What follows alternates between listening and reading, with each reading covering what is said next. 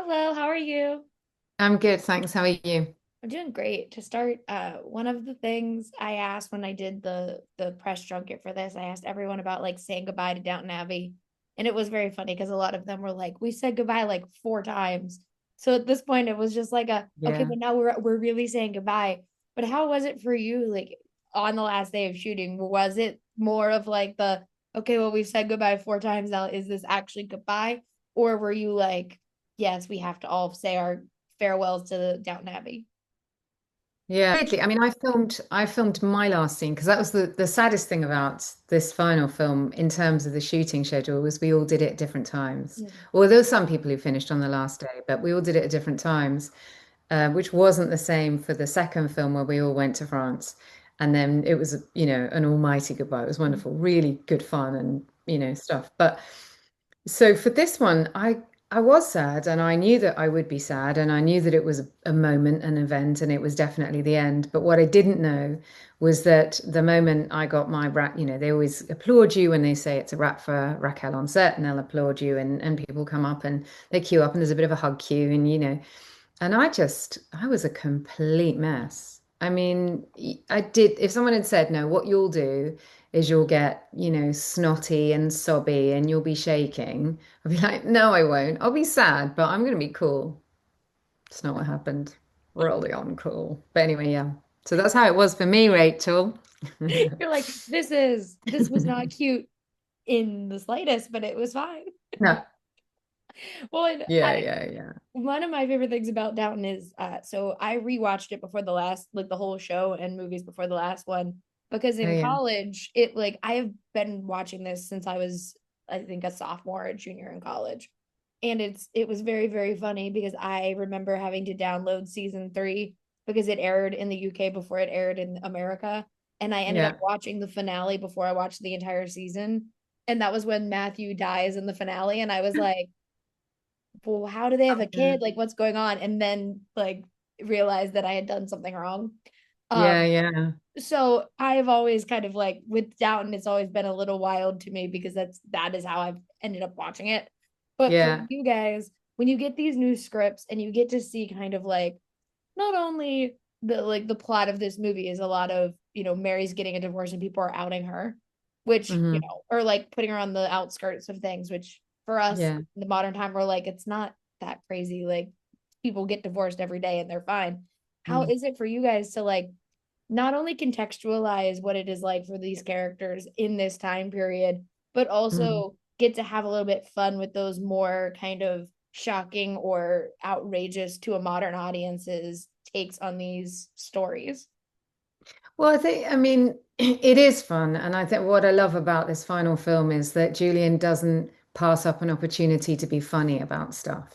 Mhm. That maybe the characters are not necessarily finding funny or don't realize it's funny. I mean, you've got the Noel Cowards and the Mrs. Crawleys who are witty, they Mhm. really know they're being funny and they'll do it. But Lord Grantham and Lady Mary herself, they're not being funny, but they are, if you see what I mean. So that's really rich and wonderful. But for me, you know, I was brought up by very strict Catholics, and when a member of my family, and I won't go, but from the generation above me, was getting divorced, the member of my family that told me went, she mentioned the D word, and I was going, "What? Who's died?" And it was like, no, divorce. So I know it. My mum was brought up in Franco Spain, so I know that there are things women cannot do that men can. Mhm. I've lived that. I've got that in my DNA. And also, I always think, these things for us, maybe for you and me, thank goodness, are not a big deal. But for women around the world, Mhm. it's life and death. So I sort of think these are really important things to revisit because not long ago for us, perhaps, but actually still happening, which is not funny at all. Yeah. I'm sort of saying it, and it's really like, no, no, this is, you cannot get divorced.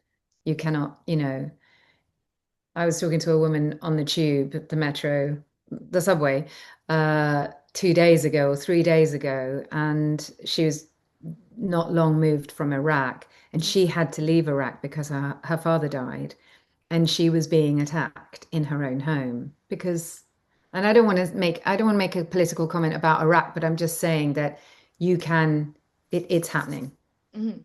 big. Yeah.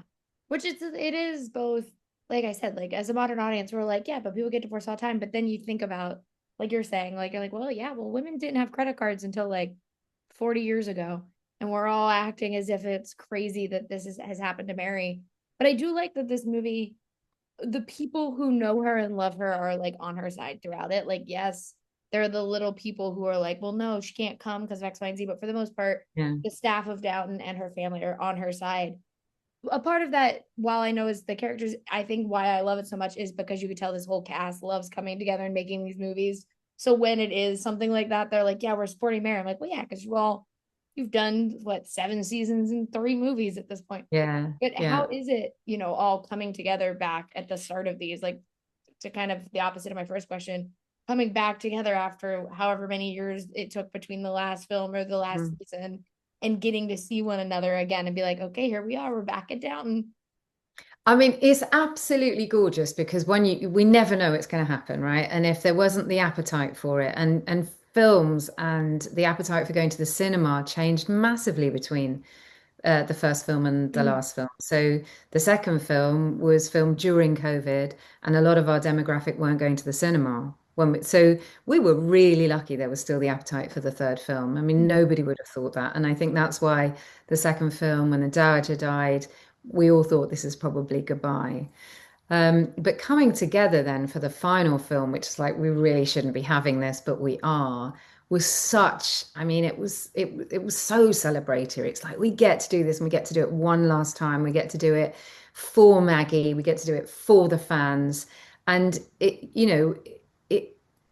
when I mean Simon spoke, Julian spoke, and Gareth from Carnival spoke, we literally, my hair kept standing on end. It kept standing on ovation, giving standing ovations to these things because I was like, we really are part of something that we're just so blessed to have. So, and then, it's just joyful to see a cast and crew to be back together, to be working, to be earning a living doing something you love. I mean, it doesn't get much better than that. Not sure it ever will be better than Yeah. that.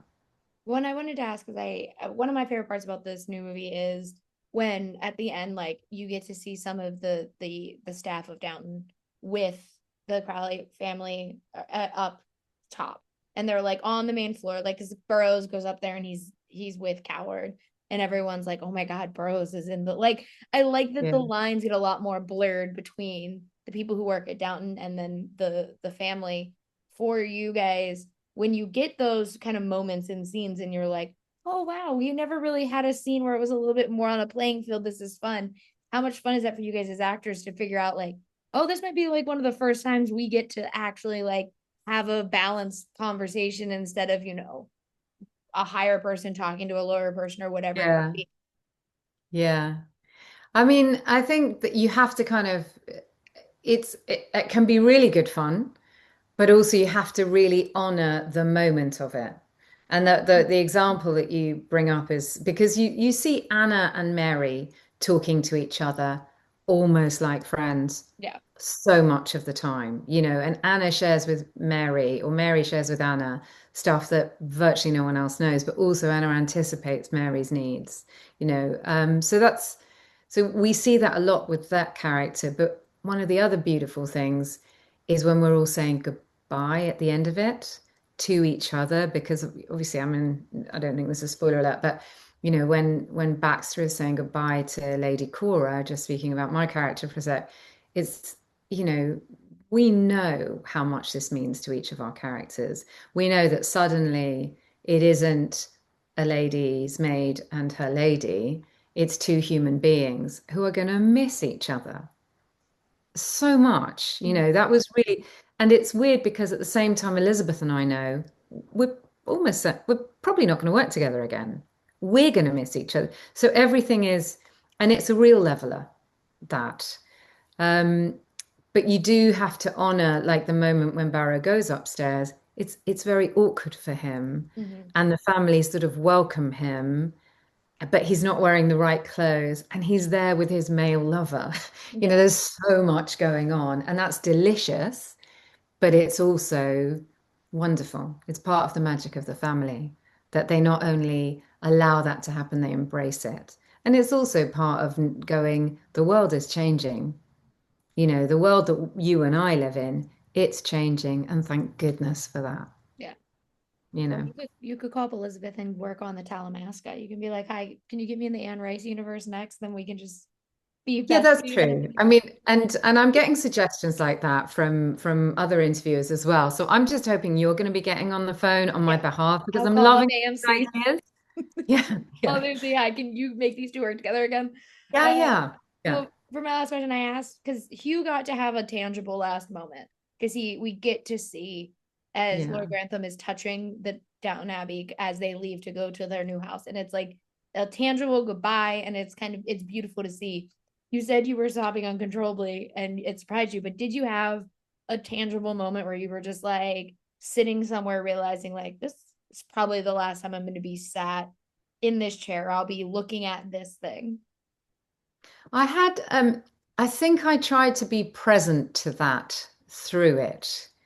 Um, but no, I didn't have a moment. So I think what I probably need to do between now and getting my new job through you Yeah. is I need to get up to Highclere Castle and, you know, maybe just give it a big hug until they prise my fingers off it. And then you have your tangible goodbye. And then I've got my tangible goodbye. Yeah. And it'll be thanks to you giving me the idea. Yeah. Yeah, yeah, And before you have yeah. to go and film the Dalamask. Yeah, yeah, yeah. Then I'll have to go. It'll be fine. Then I'll be done. You have to go deal with vampires. Yeah. Well, thank you for talking with me. I can't wait for everyone who hasn't seen the grand finale to get to see this, especially if they're Downton fans. And so thank you so much. Thanks so much, Rachel. Take care. Have a Bye great now. one. Bye bye, Donna.